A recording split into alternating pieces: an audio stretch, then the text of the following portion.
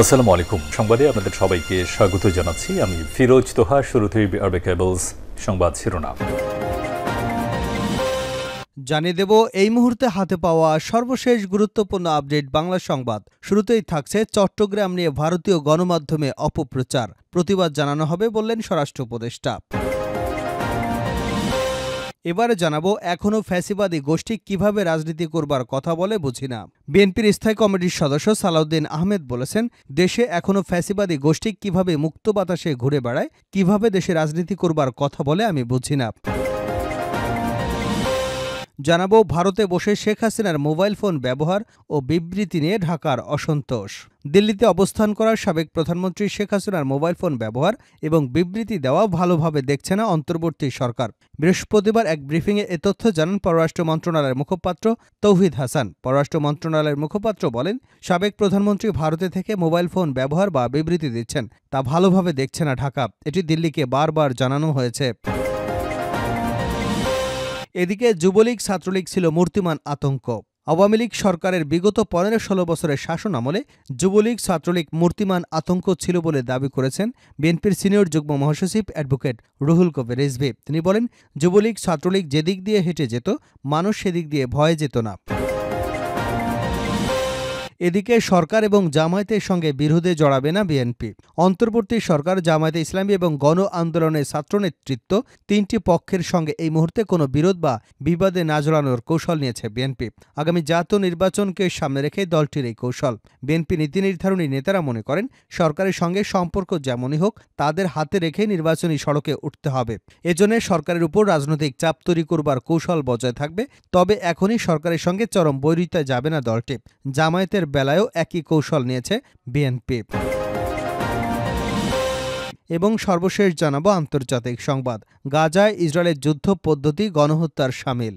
অবরুদ্ধ গাজায় ইসরায়েলি কার্যক্রম তদন্তে জাতিসংঘের বিশেষ কমিটি বলেছে, গাজায় ইসরায়েলের যুদ্ধ পদ্ধতি গণহত্যার সঙ্গে সামঞ্জস্যপূর্ণ, যার মধ্যে ক্ষুধাকে যুদ্ধের অস্ত্র হিসেবে ব্যবহার করা হয়েছে। বৃহস্পতিবার প্রকাশিত এক নতুন প্রতিবেদনে এ তথ্য জানানো হয়েছে। এতে বলা হয়েছে, গাজায় ইসরায়েলি সেনাবাহিনী কর্তৃক বেসামরিক নাগরিকদের উপর ব্যাপক ক্ষয়ক্ষতি এবং জীবনের সংকট সৃষ্টির পরিস্থিতি ইচ্ছাকৃতভাবে চাপানো হয়েছে। এতক্ষণ শিরোনাম শুনছিলেন, এবার বিস্তারিত। প্রিয় দর্শক, আপনি যদি এই চ্যানেলে নতুন হয়ে থাকেন, ভিডিওটি দেখতে দেখতে চ্যানেলটি সাবস্ক্রাইব করে আমাদের সঙ্গে থাকুন। আর এই ভিডিও সম্পর্কে আপনি আপনার মূল্যবান মতামতটি কমেন্ট বক্সে জানিয়ে দিন। আর হ্যাঁ প্রিয় দর্শক, জানিয়ে দিন ভিডিওটি কোথা থেকে দেখছেন। চট্টগ্রাম নিয়ে ভারতীয় গণমাধ্যমে অপপ্রচার, প্রতিবাদ জানানো হবে স্বরাষ্ট্র উপদেষ্টা। চট্টগ্রাম নিয়ে ভারতীয় সংবাদ মাধ্যমে আপত্তিকর সংবাদ প্রচারের বিষয়ে প্রতিবাদ জানানো হবে বলে জানিয়েছেন স্বরাষ্ট্র উপদেষ্টা লেফটেন্যান্ট জেনারেল অবসরপ্রাপ্ত মোহাম্মদ জাহাঙ্গীর আলম চৌধুরী। বৃহস্পতিবার দুপুরে বরিশাল পুলিশ লাইন্সে আইনশৃঙ্খলা সংক্রান্ত মত বিনিময় সভা শেষে সাংবাদিকদের প্রশ্নের জবাবে তিনি একথা বলেন। সরকারের পক্ষ থেকে বাংলাদেশ নিয়ে অপপ্রচারের প্রতিবাদ অবশ্যই জানানো হবে উল্লেখ করে স্বরাষ্ট্র উপদেষ্টা বলেন, আমাদের মধ্যে যদি কোনো ভুল বা দুর্নীতি দেখেন, তাহলে সেটি আপনারা বলবেন। আমাদের কোনো দ্বিধা নেই উত্তর দিতে, কিন্তু কোনো মিথ্যা প্রতিবেদন প্রচার করবেন না। মিথ্যা সংবাদ প্রচার করলে বিষয়টি ভিন্ন খাতে চলে যায়। তিনি বলেন, ভারতীয় অনেক সাংবাদিক যে মিথ্যা সংবাদ প্রচার করে, এটা সবাই জানে। সে কারণে ভারত যদি একটি সত্য সংবাদ প্রচার করে, তারপরেও সবাই ধারণা করে যে সেটি মিথ্যা হতে পারে। ভারতের কিছু কিছু সাংবাদিকের কাজই মিথ্যা প্রতিবেদন তৈরি করা। এর সবচেয়ে বড় প্রতিবাদ আপনারা করতে পারেন। আপনারা আমাদের চেয়েও বড় শক্তি। পুলিশের আস্থার বিষয়ে তিনি বলেন, কিছু উন্নতি হয়েছে, মুহূর্তের মধ্যে এই আস্থা ফিরিয়ে আনা সম্ভব নয়। এজন্য সময়ের প্রয়োজন ট্রমার মধ্যে দিয়ে গেছে, সেখানে সময় দিতে হবে। এজন্য অস্থির হলে চলবে না। আর এখন কেন এত অস্থিরতা প্রশ্ন রেখে উদাহরণ তুলে ধরেন উপদেষ্টা বলেন, বাংলাদেশে মাদক বড় একটি সমস্যা। যারা মাদক বহন করে তাদের শুধু ধরেছি, হোতারা ধরাছোঁয়ার বাইরে থেকে গেছে। আমরা হোতাদের ধরবার চেষ্টা করছি। এ বিষয়ে সব বাহিনী কাজ শুরু করেছে। শেখ হাসিনার পতনের পর হওয়া মামলার বিষয়ে তিনি বলেন, মামলায় অনেক নির্দোষকে আসামি করা হয়েছে। এ বিষয়ে সবাইকে সজাগ থাকতে হবে। কেউ যদি এমন মামলা করে, তাদের বিরুদ্ধে ব্যবস্থা নেওয়া হবে। এ বিষয়ে স্বরাষ্ট্র মন্ত্রণালয়কে বলা হয়েছে। এর আগে স্বরাষ্ট্র উপদেষ্টা পুলিশ লাইন্সে পৌঁছলে সেখানে গার্ড অব অনার দেওয়া হয়। এখনও ফ্যাসিবাদী গোষ্ঠী কিভাবে রাজনীতি করবার কথা বলে বুঝি না সালাউদ্দিন। বিএনপির স্থায়ী কমিটির সদস্য সালাউদ্দিন আহমেদ বলেছেন, দেশে এখনও ফ্যাসিবাদী গোষ্ঠী কিভাবে মুক্ত বাতাসে ঘুরে বেড়ায়, কিভাবে দেশে রাজনীতি করবার কথা বলে আমরা বুঝি না। বৃহস্পতিবার রাজধানীর জাতীয় অর্থোপেডিক হাসপাতালে জুলাই অগাস্টে বৈষম্য বিরোধী ছাত্র আন্দোলনে আহতদের দেখতে গিয়ে সাংবাদিকদের এসব কথা বলেন তিনি। এ সময় আহতদের তারেক রহমানের পক্ষ থেকে ৫ লাখ টাকা সহায়তা দেওয়া হয়। হাসপাতাল পরিদর্শনে আরও উপস্থিত ছিলেন বিএনপির সিনিয়র যুগ্ম মহাসচিব রুহুল কবির রিজভী। তারা আহতদের চিকিৎসার খোঁজখবর নেন। সালাউদ্দিন বলেন, দলের ভারপ্রাপ্ত চেয়ারম্যান তারেক রহমানের নির্দেশ দিয়েছে আহতদের পাশে থাকতে। তাৎক্ষণিকভাবে গতরাতে তিনি ৫ লাখ টাকা আর্থিক সহায়তা দিয়েছেন, সেটা পৌঁছতে এখানে এসেছি। তিনি বলেন, আমরা দেশ পরিচালনার দায়িত্ব পেলে সব আহতদের পুনর্বাসন করা হবে।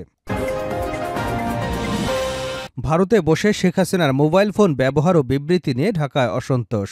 দিল্লিতে অবস্থান করা সাবেক প্রধানমন্ত্রী শেখ হাসিনার মোবাইল ফোন ব্যবহার বা বিবৃতি দেওয়া ভালোভাবে দেখছে না অন্তর্বর্তী সরকার। বৃহস্পতিবার এক ব্রিফিংয়ে এ তথ্য জানান স্বরাষ্ট্র মন্ত্রণালয়ের মুখপাত্র তৌহিদ হাসান।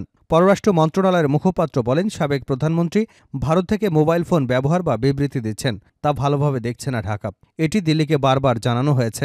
এখন পর্যন্ত দিল্লি থেকে আনুষ্ঠানিকভাবে কিছু জানানো হয়নি। তৌফিক হাসান বলেন, শেখ হাসিনা ভারতীয় গণমাধ্যমে যেভাবে বক্তব্য বিবৃতি দিচ্ছেন তা পছন্দ করছে না অন্তর্বর্তী সরকার। ভারতকে অনুরোধ করা হয়েছে শেখ হাসিনা যেন ভারতে বসে বক্তৃতা বিবৃতি দিতে না পারে।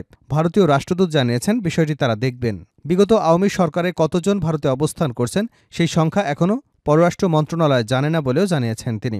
গত ৫ অগাস্ট ছাত্র জনতার তীব্র গণ আন্দোলনের মুখে প্রধানমন্ত্রীর পদ থেকে পদত্যাগ করে দেশ ছাড়েন শেখ হাসিনা। তিনি বর্তমানে দিল্লিতে অবস্থান করছেন। বর্তমানে ক্ষমতাচ্যুত হবার পর শেখ হাসিনার নামে দেশের বিভিন্ন স্থানে শতাধিক হত্যা মামলা করা হয়েছে। আন্তর্জাতিক অপরাধ ট্রাইব্যুনালেও তার বিরুদ্ধে অনেকগুলো হত্যা এবং গুমের অভিযোগ এসেছে। এসব অভিযোগের পরিপ্রেক্ষিতে শেখ হাসিনার নামে গ্রেপ্তারি পরোয়ানা জারি করেছে ট্রাইব্যুনাল। দেশ ছাড়ার পর শেখ হাসিনা এখনও কোনো দেশি বা বিদেশি গণমাধ্যমের সামনে আসেনি। তবে বাংলাদেশ আওয়ামী লীগের ভেরিফাইড ফেসবুক পেজ থেকে তার নামে বিবৃতি প্রকাশ করা হয়েছে।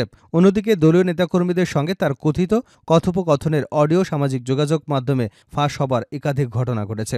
আইন উপদেষ্টা আসিফ নজরুল জানিয়েছেন, শেখ হাসিনা সহ বিদেশে পলাতক গণহত্যার আসামিদের ফেরাতে শিগগিরই ইন্টারপোলের মাধ্যমে রেড নোটিশ জারি হবে। যুবলীগ ছাত্রলীগ ছিল মূর্তিমান আতঙ্ক রিজভী। আওয়ামী সরকারের বিগত ১৫-১৬ বছরের শাসন আমলে যুবলীগ ছাত্রলীগ মূর্তিমান আতঙ্ক ছিল বলে দাবি করেছেন বিএনপির সিনিয়র যুগ্ম মহাসচিব অ্যাডভোকেট রুহুল কবির রিজভী।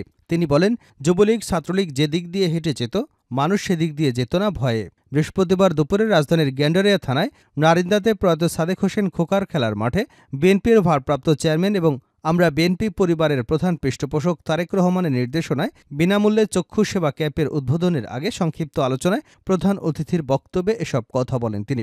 গত জুলাই আগস্টে গণ আন্দোলনে চক্ষু হারানো এবং চক্ষু ক্ষতিগ্রস্ত এবং নিম্নবিত্ত মানুষের চক্ষু সেবার উদ্দেশ্যে আমরা বিএনপি পরিবারের উদ্যোগে দ্বিতীয় দিনের মতো প্রখ্যাত চক্ষু বিশেষজ্ঞদের সমন্বয়ে এই চক্ষু সেবা ক্যাম্প পরিচালিত হয়।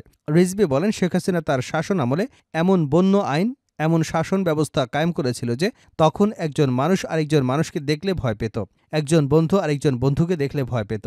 যুবলীগ ছাত্রলীগ ছিল মূর্তিমান আতঙ্ক। তারা যে দিক দিয়ে হেঁটে যেত, মানুষ সেই দিক দিয়ে ভয়ে যেত না। মানুষ ফিসফিস করে কথা বলতো, নীরবে কথা বলতো। তারা ভাবত, আমাদের কথা যদি ছাত্রলীগ যুবলীগ জেনে যায় তাহলে আমাদের বাড়িঘরে আক্রমণ করবে, পুলিশ র্যাব এসে তাকে তুলে নিয়ে গিয়ে চিরদিনের জন্য নিরুদ্দেশ করে দেবে। তিনি আরও বলেন, সারা দেশকে একটা বিকলাঙ্গ দেশে পরিণত করেছিল শেখ হাসিনা। সারা দেশেই শুধু রক্ত ঝরেছে। সারা দেশে বিএনপি নেতাকর্মীরা পঙ্গুত্ব বরণ করেছে, হাসপাতালে হাসপাতালে কাতরিয়েছে। অনেকে হাসপাতালে যেতেও ভয় পেত, কারণ হাসপাতালে এসেও আক্রমণ করেছে শেখ হাসিনার ক্যাডাররা।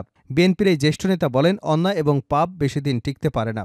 এটার যে পতন হয়, ইতিহাস থেকে শেখ হাসিনার এ শিক্ষা গ্রহণ করেনি। সে কারণেই তাকে আজকে বাংলাদেশ থেকে চলে যেতে হয়েছে, পালাতে হয়েছে। তার মধ্যে যদি সত্যিকারের দেশপ্রেম থাকতো, তিনি যদি ভাবতেন যে আমি যদি বাড়াবাড়ি করি, আমি যদি টাকা পাচার করি, আমার টাকা আত্মসাৎ করি, তাহলে একদিন না একদিন আমাকে জনগণের মুখোমুখি দাঁড়াতে হবে, আমার অবস্থা অত্যন্ত খারাপ হবে, নিজ দেশে আমি টিকে থাকতে পারবো না। এটা যদি শেখ হাসিনা মনে করতেন তাহলে আজকে শেখ হাসিনার এভাবে পালিয়ে যেতে হতো না।